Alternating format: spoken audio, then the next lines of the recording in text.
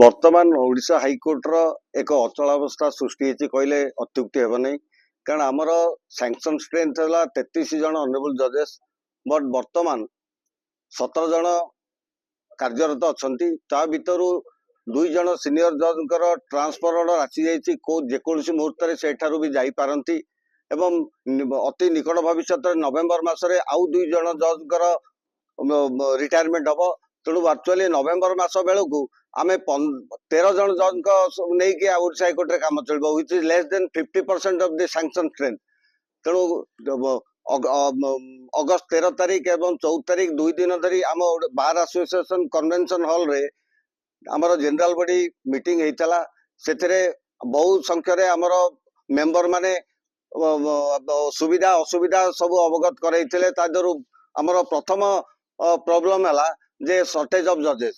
So shortage of जजेस meet करने पे आमे प्रथम डिमांड रखिथिलु जे आमे honourable chief justice of India, her excellency the president of India एवं कॉलेजियम जजेस मान निकट रे आमे गोटे मेमोरेंडम दबु यथा शीघ्र आमर जी वैकेंसी अच्छी फिलअप करा जाऊ, आम सहित कौन प्रकार वैमात्रिक भाव देखा न जाऊ।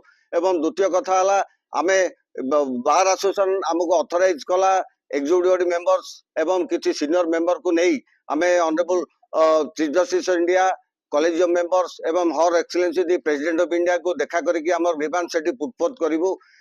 ता सत्वे जदि कौनसी प्रभाव न पड़िला आमे पुणी निर्धारण करिछु जे ऑनरेबल सुप्रीम कोर्ट को आर्टिकल 32 रे गोटे रिट एप्लिकेशन फाइल करी आम ग्रीवांस जणाइबु एवं सेथिरे जदि आमे विफल हो ताले आमे आंदोलन पंथा ग्रहण करिवु। This was the resolution the bar association.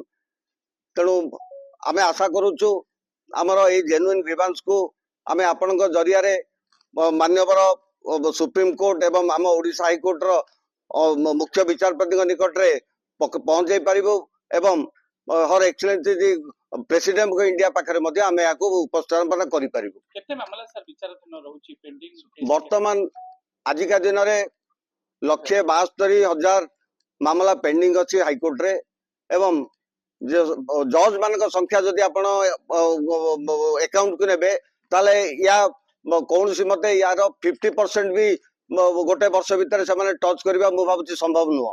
तेणु आमर 33 स्ट्रेंथ जेतिकी आमर जोटा न्याय्य दाबी अंततः ताकू दिया जाऊ, सो दैट ए मामला दिन ह्रास पाइब। कारण मामला बढ़िबार मेन कारण हला पुराना केस पेंडिंग रहउची एवं तत्संग संगे बहुत नुआ केस फाइल होउची। तेणु जज मानकर संख्यार एब्सेंस जोगु पेंडेंसी हमर दिन को दिन बढ़ी चली। मान्यवर सभापति आपण मानू कहि सारलेनी हमर असुविधा कोन बार एसोसिएशन रो एहा द्वारा कोन होउची ना हमर सुप्रीम कोर्ट रे रिप्रेजेंटेशन नाही, कोनोसी जजंकर रिप्रेजेंटेशन नाही। नंबर 1 2018 मसिया परठू आ ओडिशा हाईकोर्ट रु बा ओडिशा रु कोनोसी रिप्रेजेंटेशन सुप्रीम कोर्ट रे नाही। अच्छा, द्वितीय कथा होउची जे मन करंतु जजेस माने अपॉइंटमेंट हमर ओडिशा बार रु हेबे नाही। वर्तमान को भली भाव में अपॉइंटमेंट होउची आपण माने सब जानुछंती। राज्य सरकार केंद्र सरकार जो शिथिलता आपण माने अनुभव करुथिबे, जहा द्वारा कोन होउची ना ओडिशा रु बार रु हमर कोनोसी जज जाउ नाहंती किंबा अब या द्वारा कोन होउची ना सुप्रीम कोर्ट रे कोनोसी जज ओडिया रा जज रिप्रेजेंटेशन आज सुधा नाही। बड़ दुखर विषय एवं क्षोभर विषय मध्य। यार कारण कोन आपण माने अनुभव करुथिबे, जेहेतु आमर ओडिशार रिप्रेजेंटेशन सुप्रीम कोर्ट रे नाही तो चीफ जस्टिस हबार संभावना कोठु आसीबो। तेणु जदि रिप्रेजेंटेशन जिते जल्दी आमर रहिबो से अनुसार सिना सीनियरिटी बेसिस रे से माने सुप्रीम कोर्ट रो मुख्य विचारपति हेई परिबे। तो रिप्रेजेंटेशन तो नील मुख्य विचारपति हबार संभावना कोठु आसीबो।